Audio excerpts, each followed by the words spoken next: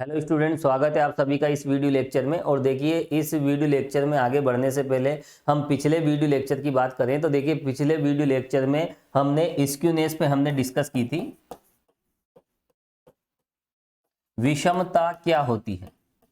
तो देखिए, कोई फ्रीक्वेंसी कर्व जब हम देखते हैं तो वो सिमेट्रिक होता है। और सिमेट्रिक कर्व किस तरह से होता है, देखिए ये भी मैंने आपको बताया था। इस तरह से ये एक सिमेट्रिक कर्व होता है। और जब ये कर्व देखिए राइट साइड में एक्सटेंड हो जाए, ये जो सिमेट्री है देखिए राइट साइड से डिस्टर्ब हो जाती है, तो इसे हम कहते हैं पॉजिटिव स्क्यूनेस। यहाँ पर देखिए धनात्मक विषमता आ जाती है। और देखिए यदि कर्व इस तरह से होता है, ये जो सिमेट्री है लेफ्ट साइड से अगर डिस्टर्ब हो जाए तो यहाँ पर हम कहेंगे नेगेटिव स्क्यूनेस। तो देखिए यहाँ पर विषमता का मतलब क्या है, किसी बंटन वक्र में सममिति का जो अभाव होता है, लैक ऑफ सिमेट्री, उसी को हम क्या कहते हैं, स्क्यूनेस, विषमता हम कहते हैं। और देखिए यहाँ पर सममिति दो तरह से डिस्टर्ब होती है, राइट साइड से या फिर लेफ्ट साइड से। तो यहाँ पर राइट साइड से डिस्टर्बेंस होता है, पॉजिटिव स्क्यूनेस आ जाती है। लेफ्ट साइड से डिस्टर्बेंस होता है, नेगेटिव स्क्यूनेस आ जाती है। और नो डिस्टर्बेंस, ये है सिमेट्रिक कर्व, जिसे हम कहते हैं नॉर्मल कर्व। और इस तरह यदि किसी डिस्ट्रीब्यूशन का फ्रीक्वेंसी कर्व इस तरह से बनता है, सिमेट्रिक बनता है, तो उसे हम कहते हैं नॉर्मल डिस्ट्रीब्यूशन, प्रसामान्य बंटन। तो देखिए इस तरह के कॉन्सेप्ट हमने पिछली क्लासेस में हमने देखे थे। और यहाँ पर देखिए स्क्यूनेस को हम किस तरह से मेजर करते हैं, उस पर भी हम देखिए डिस्कस कर लेते हैं। सबसे पहले हम देखिए बीटा वन कैलकुलेट करते हैं। बीटा वन होता क्या है, देखिए μ3² अपॉन μ2 क्यूब। तो देखिए ये बीटा वन होता है, इसके बारे में भी हमने डिस्कस किया था। और यहाँ पर देखिए ये सब सेंट्रल मोमेंट है, और उसके बेस पर देखिए हम सबसे पहले हम गामा वन निकालते हैं। और गामा वन यहाँ पर होता है रूट बीटा वन। इसकी वैल्यू कभी भी नेगेटिव नहीं होती, इसलिए हम गामा वन को कैलकुलेट करते हैं। और गामा वन की वैल्यू हमें किस तरह से मिलती है, देखिए μ3 अपॉन रूट μ2 क्यूब, इसका स्क्वायर रूट हम ले लेते हैं। तो देखिए यहाँ पर गामा वन के बेस पर हम यहाँ क्या करते हैं, हम स्क्यूनेस को हम मेजर करते हैं। गामा वन की वैल्यू अगर 0 है तो नॉर्मल डिस्ट्रीब्यूशन होगा, नॉर्मल कर्व होगा। और गामा वन की वैल्यू पॉजिटिव है तो पॉजिटिव स्क्यूनेस यहाँ पर होती है। और उसके बाद देखिए अगर गामा वन नेगेटिव है तो नेगेटिव स्क्यूनेस हो जाती है। और इसके बाद देखिए हमने पियर्सन कोफिशिएंट भी देखा था। और पियर्सन कोफिशिएंट ऑफ स्क्यूनेस क्या होता है, देखिए x बार माइनस मोड अपॉन सिग्मा। और इसको मीडियन की फॉर्म में हम ऐसे भी लिख सकते हैं, 3 इंटू एक्स बार माइनस मीडियन अपॉन सिग्मा। इसकी जो वैल्यू होती है देखिए -3 से 3 तक होती है। इस कोफिशिएंट की वैल्यू जब पॉजिटिव आती है तो पॉजिटिव स्क्यूनेस, नेगेटिव आती है तो नेगेटिव स्क्यूनेस। और यदि इसकी वैल्यू 0 आती है तो कोई स्क्यूनेस नहीं होती, स्क्यूनेस 0 होती है। और जो भी डिस्ट्रीब्यूशन होता है वो होता है नॉर्मल, सिमेट्रिक कर्व हो जाता है। तो देखिए यहाँ पर ये जो पियर्सन कोफिशिएंट है, इसकी जो वैल्यू होती है हमेशा -3 से 3 के बीच में होती है। और उसके बेस पर हम पॉजिटिव नेगेटिव स्क्यूनेस की हम बात करते हैं। अब देखिए उसके बाद हमने एक और देखा था, बाउले का जो कोफिशिएंट था देखिए स्क्यूनेस के लिए, वो क्या था, देखिए Q3 + Q1 -2 Q2 upon Q3 - Q1। और इसकी जो वैल्यू होती है वो होती है -1 से 1 तक। और यहाँ पर देखिए जब भी हम इसको कैलकुलेट करते हैं तो यहाँ पर देखिए इसका जो आउटपुट होता है उसके बेस पर यहाँ पर हम स्क्यूनेस को हम मेजर करते हैं। अगर इसकी वैल्यू पॉजिटिव है तो हम कहेंगे पॉजिटिव स्क्यूनेस, और नेगेटिव है तो नेगेटिव स्क्यूनेस। अदरवाइज जो भी है, प्लस है तो प्लस, माइनस है तो माइनस, जो भी इसकी वैल्यू आएगी उसके बेस पर हम स्क्यूनेस को यहाँ पर मेजर कर लेते हैं। तो देखिए यहाँ पर पिछले वीडियो में हमने देखिए स्क्यूनेस को मेजर करने के 2-4 तरीके हमने देखे थे। और देखिए मीन मोड मीडियन में क्या रिलेशन होता है, उसके बेस पर भी देखिए हम स्क्यूनेस को देखिए मेजर कर सकते हैं।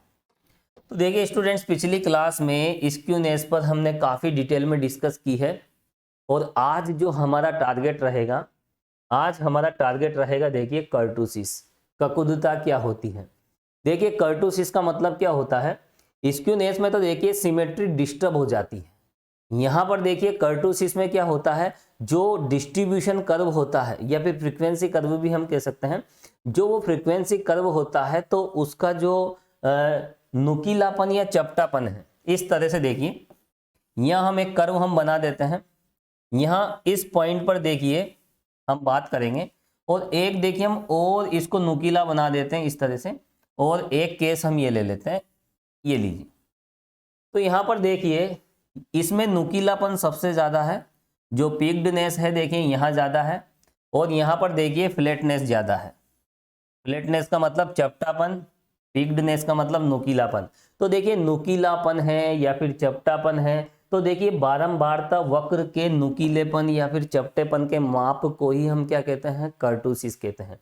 तो यहाँ पर देखिए किस तरह का केस है, जो भी कर्व बनता है उसमें ऊपर यहाँ पर देखिए शीर्ष पर देखिए नुकीलापन है या चपटापन है, तो इसका जो मेजरमेंट है, इसका जो माप है, उसी को हम क्या कहते हैं, कर्टोसिस, ककुदता कहते हैं।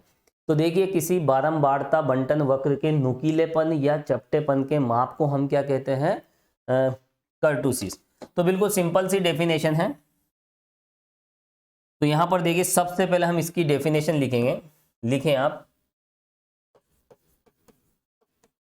प्रसामान्य वक्र, नॉर्मल कर्व की तुलना में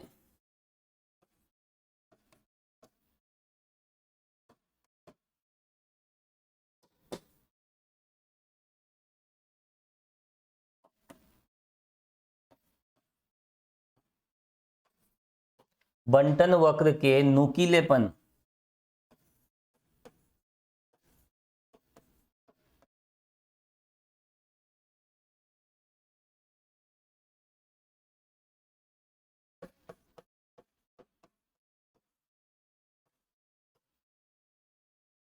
या चपटेपन के माप को, फ्लैटनेस,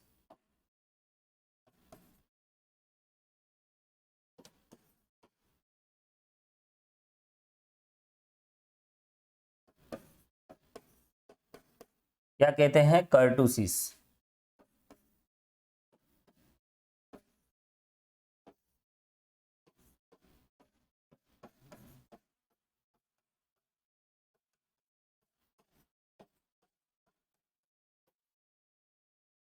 तो देखिए बारंबारता वक्र का जो नुकीलापन है या फिर जो चपटापन है, उसका जो भी माप है उसी को हम क्या कहते हैं, ककुदता कहते हैं, कर्टोसिस।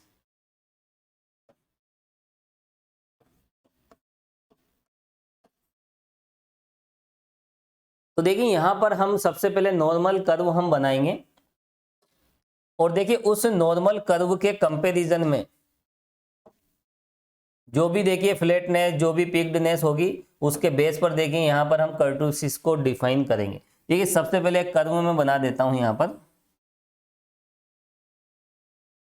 और फिर देखिए इसको किस तरह से हम मेजर करते हैं, मैथमेटिकल वैल्यू हम कैसे निकालते हैं, उस पर भी हम डिस्कस करेंगे। तो सबसे पहले देखिए हम एक नॉर्मल कर्व यहाँ पर बना देते हैं इस तरह से।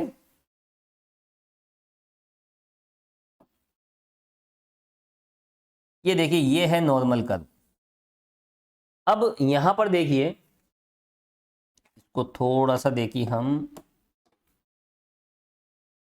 ये लीजिए, तो ये देखिए ये नॉर्मल कर्व है, इसमें स्क्यूनेस बिल्कुल जीरो है, ये बिल्कुल सिमेट्रिक है।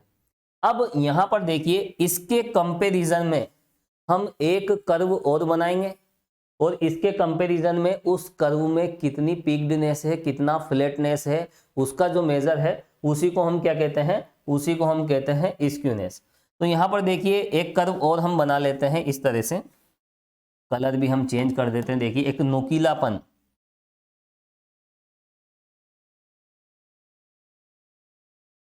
ये लीजिए। तो देखिए यहां पर हमने एक कर्व हमने इस तरह से बनाया है, और एक और कर्व हम बना लेते हैं,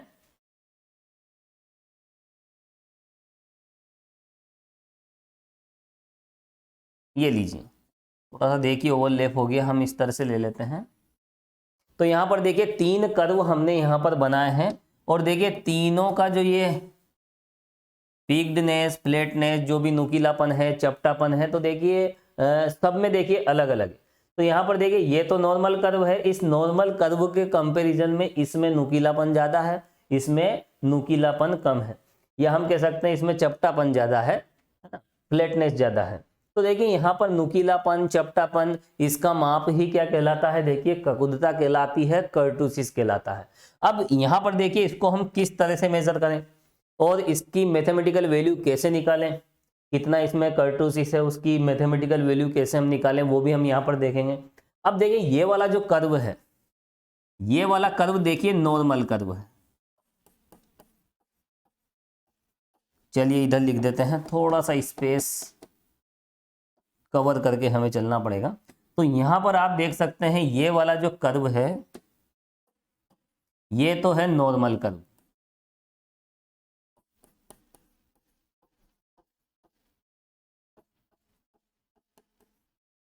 और देखिए यहां पर इस नॉर्मल कर्व को हम यहां पर देखिए मीसोकर्टिक भी हम कहते हैं।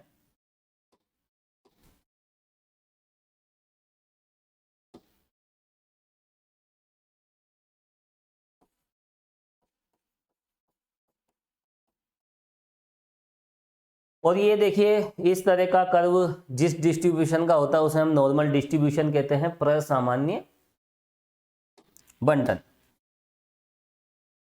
इसको देखिए और क्लियर यहाँ पर लिख देते हैं, थोड़ा सा स्पेस की यहाँ प्रॉब्लम आती है। ये लीजिए, तो देखिए ये वाला जो कर्व है, देखिए ये है नॉर्मल कर्व। कौन सा कर्व है ये? Normal curve. अब इस नॉर्मल कर्व के कंपैरिजन में यहाँ पर देखिए पीक्डनेस ज़्यादा है या फ्लैटनेस ज़्यादा है, तो यहाँ पर इसका जो मेजर है वही हम कर्टोसिस के नाम से जानते हैं। अब यहाँ पर देखिए ये वाला जो कर्व है इसको हम क्या कहेंगे? देखिए इसे कहेंगे हम लेप्टोकर्टिक, क्योंकि यहाँ नुकीलापन ज़्यादा है।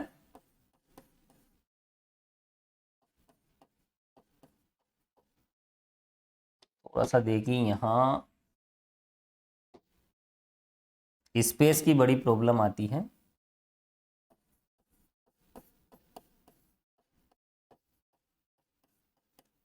और यहाँ पर देखिए इसको हम कहते हैं देखिए प्लेटिकर्टिक।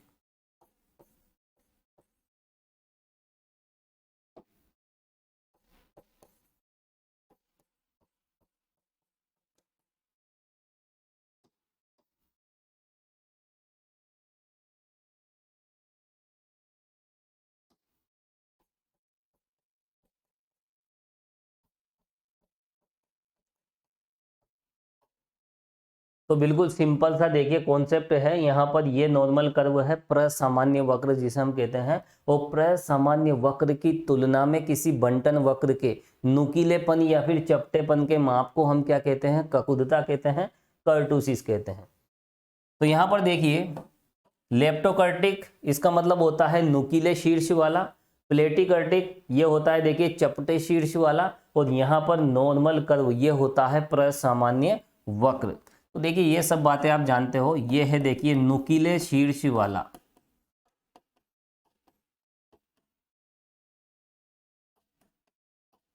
और यहां पर देखिए इसमें चपटापन ज्यादा है।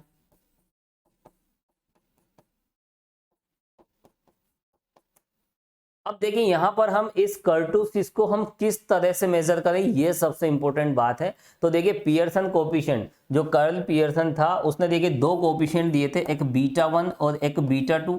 बीटा 1 की हेल्प से हम गामा 1 कैलकुलेट करते हैं और बीटा 2 की हेल्प से हम गामा 2 कैलकुलेट करते हैं। और देखिए गामा 1 गामा 2 के बेस पर हम यहाँ पर क्या करते हैं? इसकी हेल्प से तो देखिए स्क्यूनेस को मेजर करते हैं और इसकी हेल्प से हम कर्टोसिस को मेजर करते हैं। तो देखिए यहाँ पर कर्टोसिस को मेजर करने का यही तरीका है। किस तरह से हम देखिए कर्टोसिस को मेजर करें, ककुदता का मापन हम किस तरह से करें, तो देखिए वो डिपेंड करता है देखिए गामा 2 बीटा 2 पे। तो चलिए अगला जो हमारा टारगेट है वो यही रहेगा कि हम किस तरह से देखिए कर्टोसिस को मेजर करें। तो चलिए आगे हम बढ़ते हैं।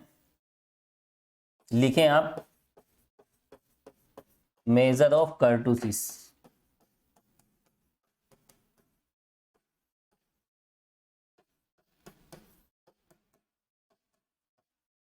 ककुदता का मापन।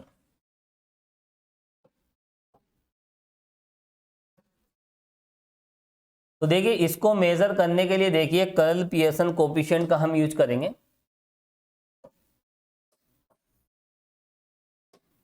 तो देखिए कर्ल पियर्सन ने देखिए दो कोफिशिएंट दिए थे, एक बीटा 1 और एक बीटा 2। और बीटा 1 की हेल्प से हम स्क्यूनेस को हम चेक करते हैं कितना स्क्यूनेस है, और यहाँ पर देखिए बीटा 2 की हेल्प से हम किसको मेजर करेंगे? देखिए कर्टोसिस को। तो देखिए बीटा 2 होता क्या है,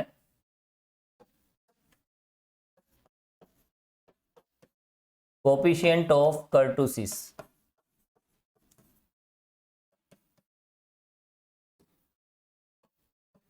और ये होता है देखिए बीटा 1, और बीटा 1 क्या सॉरी बीटा 2, और बीटा 2 की जो वैल्यू होती है वो होती है देखिए μ4/μ2 स्क्वायर। तो देखिए ये बीटा 2 की वैल्यू होती है ककुदता गुणांक, कोफिशिएंट ऑफ कर्टोसिस। तो देखिए यहाँ पर बीटा 2 क्या होता है μ4/μ2 स्क्वायर, बहुत पहले हम देख चुके हैं, ये सब सेंट्रल मोमेंट है, और ये μ2 क्या होता है देखिए वेरिएंस होता है सिग्मा स्क्वायर। तो यहाँ पर देखिए बीटा 2 को हम इस तरह से देखिए कैलकुलेट करते हैं, और साथ में देखिए हम गामा 1 भी यहाँ पर देखते हैं। गामा 1 क्या होता है देखिए बीटा 2 - 3,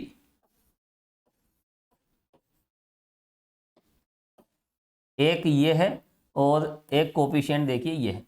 तो देखिए बीटा 2 और उसकी हेल्प से हम निकालते हैं देखिए गामा 2, या गामा 1 नहीं है, क्या है देखिए गामा 2 है ना। गामा 1 तो बीटा 1 से कैलकुलेट होता है, गामा 1 रूट बीटा 1 होता है, जिसकी हेल्प से हम स्क्यूनेस को मेजर करते हैं, यहाँ गामा 2 है। अब यहाँ पर देखिए इस गामा 2 के बेस पर यहाँ पर देखिए हम कर्व में जो कर्टोसिस है उसको हम मेजर करते हैं, कितना कर्टोसिस है। तो यहाँ पर देखिए ये बातें आपको ध्यान रखनी है, गामा 2 की वैल्यू 0 से बड़ी होती है, या फिर सबसे पहले हम देखिए 0 लेते हैं। देखिए गामा 2 की वैल्यू अगर हम 0 लेते हैं या इसकी वैल्यू 0 होती है, तो फिर वहां पर देखिए नॉर्मल डिस्ट्रीब्यूशन होता है, प्रसामान्य वक्र होता है, जिसे हम सममित वक्र भी कहते हैं। तो ऐसी कंडीशन में क्या होगा देखिए प्रसामान्य वक्र या प्रसामान्य बंटन एक ही बात है, क्योंकि बंटन का ही देखिए एक बंटन वक्र होता है, प्रसामान्य वक्र, नॉर्मल कर्व। और देखिए गामा 2 की वैल्यू इंप्लाइज करके हम लिख लेते हैं, देखिए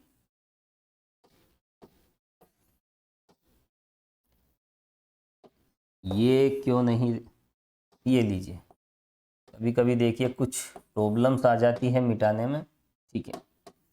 तो देखिए यहाँ पर हम कुछ इंपॉर्टेंट रिजल्ट्स यहाँ पर लिख रहे हैं। गामा 2 की वैल्यू 0 के इक्वल होती है, तो इस कंडीशन में कर्व क्या होता है देखिए नॉर्मल कर्व होता है, और गामा 2 की वैल्यू ग्रेटर देन 0 हो जाए, और देखिए गामा 2 की वैल्यू यदि लेस देन 0 हो जाए, उस केस में क्या होगा,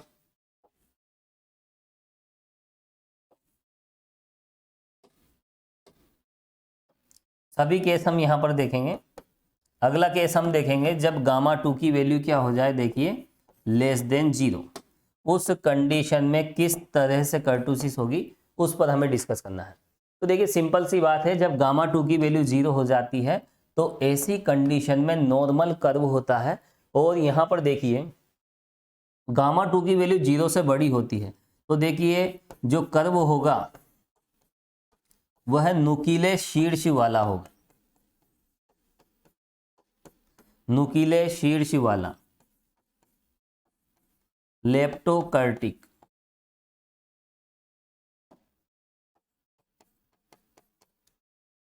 और देखिए यदि गामा 2 की वैल्यू लेस देन 0 होती है, तो देखिए कर्व में जो शीर्ष होता है, चपटा शीर्ष होता है, चपटापन, चपटे शीर्ष वाला,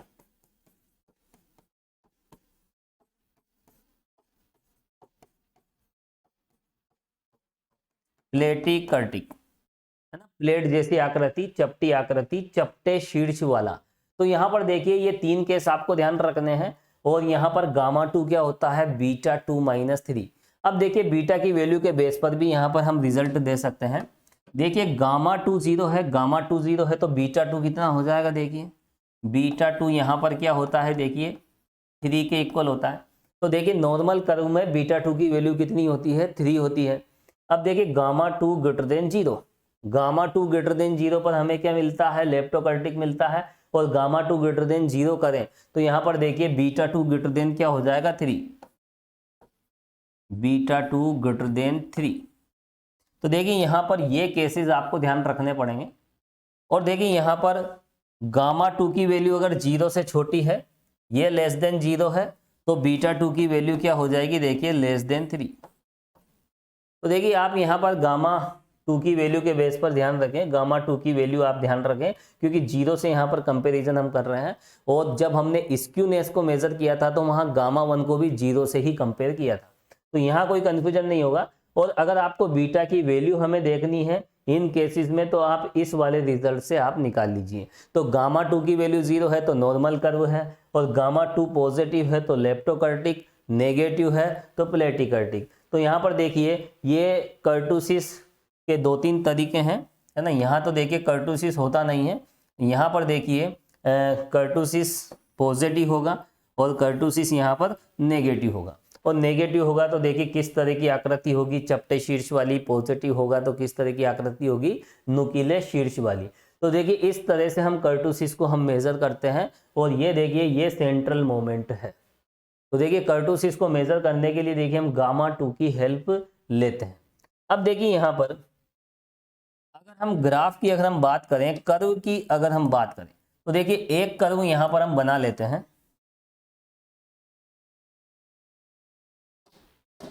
सबसे पहले देखिए हम एक नॉर्मल कर्व यहां पर बनाएंगे।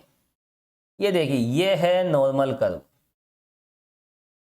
इस नॉर्मल कर्व के कंपैरिजन में यहां पर हम एक कर्व ऐसा बनाएंगे इस तरह का।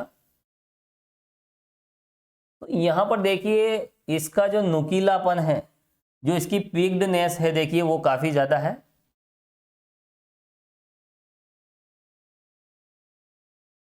ये लीजिए, तो यहाँ पर देखिए इस नॉर्मल कर्व के कंपैरिजन में यहाँ पर देखिए इसकी जो पीक्डनेस है, इसका जो नुकीलापन है थोड़ा सा ज़्यादा है। यहाँ पर देखिए डायग्राम को और अच्छा बना देते हैं हम। इस बार देखिए बिल्कुल हम इस तरह से बनाएंगे।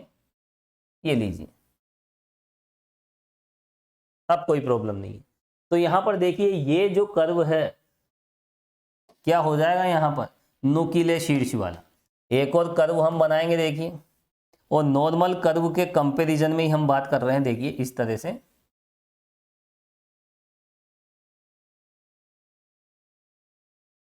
ये लीजिए, तो यहां पर देखिए अगर हम इस कर्व की बात करें तो देखिए ये वाला कर्व क्या है, देखिए ये नॉर्मल कर्व है, प्रसामान्य वक्र। और इसके लिए जो बीटा की वैल्यू होती है, बीटा क्या गामा की हेल्प से हम यहाँ पर डिफाइन कर रहे हैं। तो देखिए इसके लिए जो गामा टू होता है, गामा टू की वैल्यू क्या होती है, देखिए जीरो होती है। तो देखिए डायग्राम में भी यहाँ पर हम देखिए गामा टू को यहाँ पर देखिए एक्सप्लेन कर देते हैं। तो ये देखिए इसके लिए गामा टू क्या होता है, जीरो। नॉर्मल कर्व के लिए गामा टू क्या होता है, जीरो। अब देखिए यहाँ पर हम बात करें किसकी, इसके लिए। तो ये जो कर्व है ये क्या है, देखिए लेप्टोकर्टिक होता है, नुकीले शीर्ष वाला। और इसके लिए देखिए जो गामा कोफिशिएंट की जो वैल्यू होती है, coefficient of kurtosis that is gamma two, इसकी वैल्यू होती है देखिए जीरो से बड़ी। तो देखिए यहाँ पर जब भी हम लेप्टोकर्टिक की बात करते हैं तो गामा टू की वैल्यू जीरो होती है। और इसके लिए ये जो कर्व है रेड कलर वाला है ना, ये जो रेड लाइन है, रेड लाइन के द्वारा, तो ये जो कर्व है ये होता है देखिए प्लेटिकर्टिक, चपटे शीर्ष वाला। और यहां पर देखिए इसके लिए जो गामा टू की वैल्यू होती है वो होती है लेस देन जीरो। तो देखिए गामा टू की वैल्यू अगर लेस देन जीरो है तो बारंबारता वक्र किस तरह का होगा, चपटे शीर्ष वाला होगा। और ग्रेटर देन जीरो है तो नुकीले शीर्ष वाला होता है। और यदि गामा टू की वैल्यू जीरो होती है तो बिल्कुल नॉर्मल होता है, सिमेट्रिक कर्व होता है। और देखिए यहाँ पर इसको हम मीसोकर्टिक भी कहते हैं। नॉर्मल कर्व को हम क्या कहते हैं, इस वाले कर्व को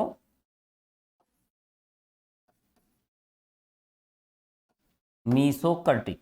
तो देखिए यहाँ पर ये छोटी छोटी बातें हैं जो आपको ध्यान रखना है। गामा 2 के बेस पर यहाँ पर देखिए कर्टोसिस को हम एक्सप्लेन करते हैं कि किस तरह की कर्टोसिस है ना, नॉर्मल है या फिर लेप्टो है या प्लेटी है, नुकीले शीर्ष वाला है या चपटे शीर्ष वाला। और देखिए डेफिनेशन भी बिल्कुल आसान है। यहाँ पर देखिए जो भी देखिए नुकीलापन और जो भी चपटापन होता है उसी का माप क्या होता है, कर्टोसिस होता है। जो भी पिक्डनेस है, जो भी फ्लैटनेस है, उसी को हम मेजर करते हैं और वही होती है कर्टोसिस।